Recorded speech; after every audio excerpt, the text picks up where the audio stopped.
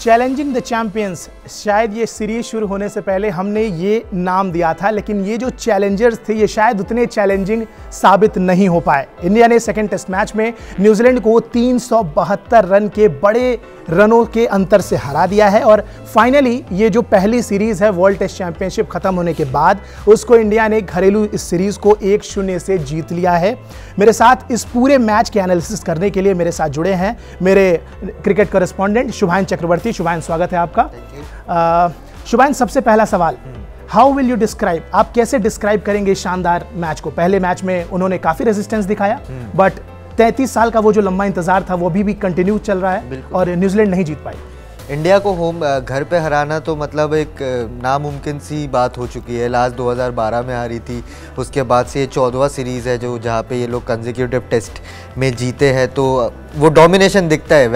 कानपुर में हमें दाद देनी पड़ेगी न्यूजीलैंड के, जिस हिसाब से उन्होंने वो आखिरी घंटा खेला 5वें दिन का।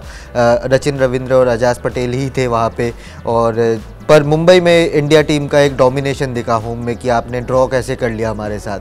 वो चीज़ इस मैच में झलकी और पूरी टीम मयंक अग्रवाल से शुरू करके बिल्कुल नीचे के जयंत यादव तक जिन्होंने चौथे दिन सारे विकेट्स अपने आप खुद ही ले लिए, तो पूरी एक डोमिनेटिंग परफॉर्मेंस थी। और इसीलिए इंडिया में आकर एक टेस्ट जीतना सारे बाहर के प्लेयर्स का सपना होता है, बड़े बड़े प्लेयर्स का सपना रहा है, जिनका काफ़ी लोगों का पूरा नहीं हो पाया है, ज़्यादातर लोगों का पूरा नहीं हो पाया, उनमें न्यूजीलैंड के प्लेयर्स भी शामिल रहेंगे। बिल्कुल, तो न्यूजीलैंड तो बिल्कुल शामिल रहेगी, 33 साल से भी उन्होंने अभी तक नहीं जीता है। लेकिन जो एक इकलौता प्लेयर जिसकी शायद न्यूजीलैंड की तरफ से जिसकी डोमिनेंस टीम इंडिया पे दिखी, वो नाम था एजाज पटेल।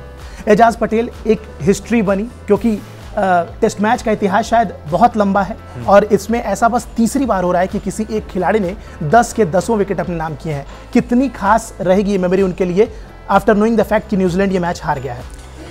खास तो रहेगी, क्योंकि सबसे खास चीज़ इस पूरे अचीवमेंट के बारे में है कि एजाज पटेल मुंबई बॉर्न है। 8 साल उन्होंने अपनी ज़िंदगी के मुंबई में ही गुजारे हैं, जबकि और 25 साल पहले फिर उनकी फैमिली शिफ्ट हो गई थी न्यूजीलैंड एक नई ज़िंदगी की शुरुआत की खोज में, जो उनको मिली। एजाज पटेल एक लेफ्ट आर्म सीमर थे, 18 साल तक वो लेफ्ट आर्म सीमर थे, और जब न्यूजीलैंड अंडर 19 टीम में उनका चयन नहीं हुआ उसके बाद उन्होंने डिसाइड किया नहीं, मेरे को कुछ अलग करना है, क्योंकि पेसर्स बहुत है और हाइट भी उनकी ज़्यादा नहीं है, 5 फुट 7 इंच के कद के है। तो वो चीज़ दिखता है कि आप एक छोटे से, उनका रनअप भी काफ़ी अनोखा सा है, आते हैं चल के और थोड़ा सा बॉल डाल देते हैं अपनी, पर एक बहुत मेमोरेबल अचीवमेंट है।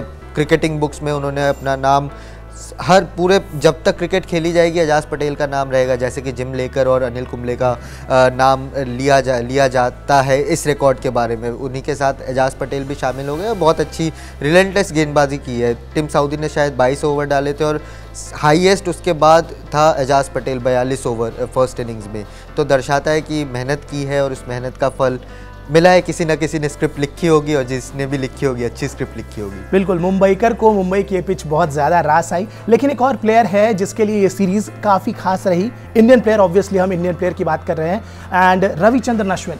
वो हरभजन सिंह को क्रॉस करके इंडिया के top most wicket taking list में 2nd नंबर पे आ गए after Anil Kumble, the legendary Anil Kumble. कितना खास मौका था अश्विन के लिए ये? ज़बरदस्त है।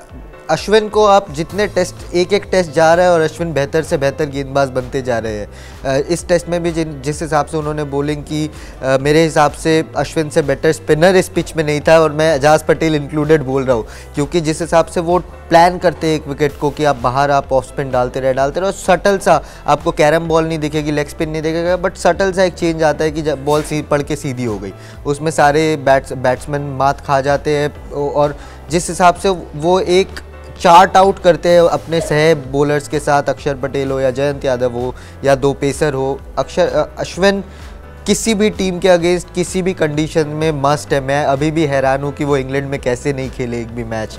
अगर खेलते तो शायद उनको वहाँ भी अपना कमाल दिखाने का मौका मिलता। T20 वर्ल्ड कप में बहुत ही बेहतरीन कमबैक किया है, 50 विकेट से ज़्यादा लेने वाले पहले इंडियन बॉलर बन गए कैलेंडर ईयर में। तो अश्विन मतलब एक एक, जैसे मैंने स्टार्टिंग में बोला कि एक एक सीरीज जा रहा है और वो अपना लेजेंडरी स्टेटस में वो एक एक पायदान चढ़ते जा रहे हैं ऊपर। बिल्कुल, मतलब शुभान, मुझे अश्विन का नाम लेते ही आपने इंग्लैंड टूर की बात की, मुझे वो विकेट याद आ गया जो पहले दिन एलिस्टर कुक को उन्होंने बोल्ड किया था इंग्लैंड टूर पे, और वो दर्शाता है कि वो कितने टैक्टिकली स्ट्रांग हैं और वो कितना सोचते हैं अपनी क्रिकेट के बारे में। हर एक बॉलर के लिए उनके पास कोई अलग प्लान है और किस तरीके से उनको एग्जीक्यूट करना होता है। नो डाउट एक शानदार पारी थी, लेकिन एक इंपॉर्टेंट प्लेयर जिसके लिए ये सीरीज भी बहुत अहम थी शुभान, वो है Mayank Agarwal, the man of the match of this match. Obviously उनकी प्लेस कहीं ना कहीं थी डाउट में कि अगर वो नहीं है, क्योंकि ऑब्वियसली हमने देखा कि Shubman Gill is the priority after KL Rahul, Rohit Sharma. तो ऐसे में कितना इंपॉर्टेंट था इनके लिए और कितनी इंपॉर्टेंट ये टेस्ट मैच थी और कितना इंपॉर्टेंट ये इनिंग थी उनके लिए, इस पे कुछ? बिल्कुल, मयंक अग्रवाल का अगर हम इंटरनेशनल करियर देखें अभी तक बहुत ज़बरदस्त शुरुआत रही थी। 2 डबल सेंचुरी, 1 सेंचुरी, उसके बाद एक थोड़ा सा लीन पैच गया था जहाँ पे उन्होंने ज़्यादा मैचेस नहीं खेले, पर जितने भी खेले कि बड़े स्कोर्स नहीं आ रहे थे, 30-40 के स्कोर से आ रहे थे। उसके बाद उनको इंजरी हो गई, कंकशन हो गया, तो टीम से बाहर बैठने को मिला। वहाँ पे केएल राहुल, रोहित शर्मा आए, रन बनाए, शुभमन गिल आए, रन बनाए, उसके बाद जगह बन नहीं रही थी। आप अगर एक प्लेयर रन बना रहा है तो आप उसको कैसे ड्रॉप करेंगे? यही हेडेक अब मयंक अग्रवाल ने वापसी के साथ साथ इंडियन टीम मैनेजमेंट को दिया है। जैसे मैं ड्रॉप हुआ था इंजरी की वजह से, अब मैंने आकर रन बनाया, अब आप मुझे ड्रॉप करके दिखाओ, क्योंकि वो 150 रन और उसके बाद जो 60 रन मारे हैं, मेरे हिसाब से बहुत ही स्टाइलिश नॉक्स थे, बहुत इंपॉर्टेंट नॉक्स थे, क्योंकि बाकी की जो अगर हम इंडियन बल्लेबाजी देखें उतने रन्स नहीं आए। अक्षर पटेल ने थोड़े बहुत रन बनाए, रिद्धिमान ने थोड़े बहुत रन बनाए, बट मिडिल ऑर्डर से वो रन नहीं आए इस मैच में। श्रेयस अय्यर ने हालांकि बहुत ही लाजवाब पारी खेली थी फर्स्ट मैच में, बट इस मैच में मयंक अग्रवाल ने अपना डंका बजाया है अपने बल्लेबाजी से। स्पिन बहुत अच्छा खेलते हैं, पेस में भी उन्होंने दिखाया कि टेक्निकली अब मैं थोड़ा सा सेटल हो गया हूँ पेसर्स के अगेंस्ट भी। तो एक बहुत बड़ा हेडेक इंडिया के लिए साउथ अफ्रीका टूर से पहले, एक बहुत बड़ा हेडेक, लेकिन एक बहुत अच्छा हेडेक, क्योंकि टीम इंडिया ये शायद पसंद करेगी। मयंक अग्रवाल एक टाइम पे जो इंडिया के टॉप प्रायोरिटी ओपनर हुआ करते थे, वो कुछ दिनों के बाद, कुछ सीरीज के बाद वो शायद अब प्रायोरिटी में नहीं थे। हालांकि उन्होंने फिर से कमबैक कर लिया। तो एक it's a sweet pain kind of Indian team के लिए कि आपको डिसाइड करना है, आपके पास एक अच्छा खासा लॉट है, उसमें से आपको पिक करने हैं अपने टॉप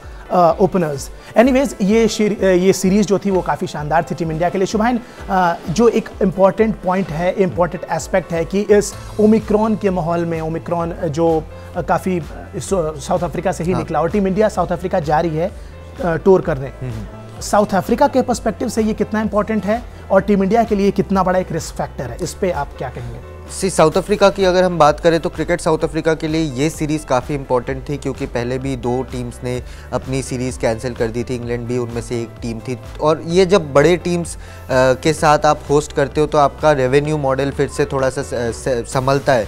साउथ अफ्रीका उस झटके से अभी तक उभरी नहीं थी, और अगर ये सीरीज़ कैंसिल हो जाता तो साउथ अफ्रीका फाइनेंशियली बहुत ही बुरे स्टेट में आ जाते, शायद कुछ भी हो सकता था उनके साथ। बट इंडिया ने काफ़ी रिस्क उठाकर बहुत बोल्डली बोला है कि हम सीरीज़ करेंगे। T20 सीरीज़ अभी नहीं खेलते हैं, बट ODI सीरीज़ और टेस्ट सीरीज़ हमारा कंटिन्यू होगा। और इसमें सबसे बड़ी बात है कि जो बायोसिक्योर बबल है, साउथ अफ्रीका पिछले 1 महीने से यही बोल रही है कि हमारा बायोसिक्योर बबल बेस्ट है पूरे दुनिया में। पाकिस्तान को उन्होंने होस्ट किया है, वेस्ट इंडीज़ को होस्ट किया है, तो टेस्ट हो चुका है ये बायो बबल। बस ओमिक्रॉन जो कि बहुत तेज़ी से फैलता हुआ नज़र आ रहा है पूरे दुनिया में, इस टाइम पे इंडिया जा रही है, वहाँ पे जाने के बाद अपना मैच खेलेगी, तो मेंटल स्टेट कैसा रहता है प्लेयर्स का, कितनी अश्योरिटी मिलती है उनको वहाँ पहुँचने के बाद। क्योंकि हमने देखा है कि इंग्लैंड की भी पाँचवा जो टेस्ट था वो कैंसिल हो गया था एक छोटे से ब्रेकआउट के वजह से। बट टेस्ट तो होगा, एक बायो बबल टेस्ट होगा, बट बहुत ज़बरदस्त सीरीज़ होने वाली है। ज़बरदस्त सीरीज़ होने वाली है, लेकिन इंडिया की जो डोमिनेंस है इंडियन कंडीशंस में तो दिखती हैं, साउथ अफ्रीका में भी वो डोमिनेंस इस बार दिखेगी नहीं दिखेगी, क्योंकि team India is back on number 1 as a test team in the ICC test ranking. तो इस पे क्या सबसे इंपॉर्टेंट बात यह है कि इंडिया के पास वो कॉन्फिडेंस आएगा, और फिर साउथ अफ्रीका की सीरीज़ अगर इंडिया डोमिनेट कर जाती है वहाँ पे, जिसकी शायद हम उम्मीद कर सकते हैं, जिस स्टेट ऑफ माइंड में टीम इंडिया है या जिस स्टेट ऑफ माइंड में साउथ अफ्रीका की टीम है, तो ये मुझे लगता है कि ये बहुत बड़ी जीत होगी साउथ अफ्रीका में भी टीम इंडिया की। बिल्कुल, मेरे हिसाब से ये सबसे सुनहरा मौका है कि जाओ और साउथ अफ्रीका में एक टेस्ट सीरीज़ जीतो, क्योंकि एक वैसी सीरीज़ है जो कि हम अभी तक नहीं जीत पाए हैं, और साउथ अफ्रीका में जाके अगर टेस्ट सीरीज़ जीतते हैं तो विराट कोहली के कैप्टनसी, टेस्ट कैप्टनसी के अंडर एक और बायलैटरल सीरीज़ का एक फेदर रहेगा। और मेरे हिसाब से अगर आप साउथ अफ्रीका की पेस बॉलिंग हटा दें, नोकिया, रबाडा और पहले वन डाउन फिलेंडर थे, अभी शायद उनके जगह दूसरे पेसर्स आ गए हैं, तो ये 3-4 पेसर्स को आप अगर हटा दें साउथ अफ्रीका टीम से, तो उनकी बैटिंग यूनिट थोड़ी बहुत मीडियोकर मैं बोलूँगा। तो इंडिया के पास एक अच्छा मौका है जाके अपना डंका बजाए वहाँ पे। बिल्कुल, तो इंडिया के पास एक बहुत अच्छा मौका है। शुभाइन, बहुत बहुत शुक्रिया हमसे बात करने के लिए।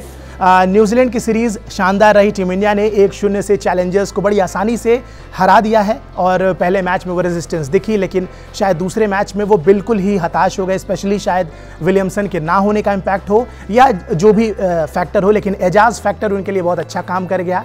10 मैचेस इन एन इनिंग, और ये बहुत बड़ी हिस्ट्री थी। काफ़ी उतार चढ़ाव भरी ये सीरीज़ रही, बट इम्पॉर्टेंट ये होगा कि इंडिया साउथ अफ्रीका जाने वाली है और वहाँ कैसा करेगी ये देखना दिलचस्प होगा। इस पूरी सीरीज़ पे आपके क्या ओपिनियंस थे, क्या कमेंट्स थे, किन प्लेयर्स के बारे में आप और डिस्कशन चाहते हैं, ये सब हमें कमेंट सेक्शन में ज़रूर बता सकते हैं इस वीडियो की। बाकी देश, दुनिया और स्पोर्ट्स की तमाम बड़ी खबरों के अपडेट्स के लिए सब्सक्राइब करें और देखते रहें हमारा digital platform TV9 digital. Thank you.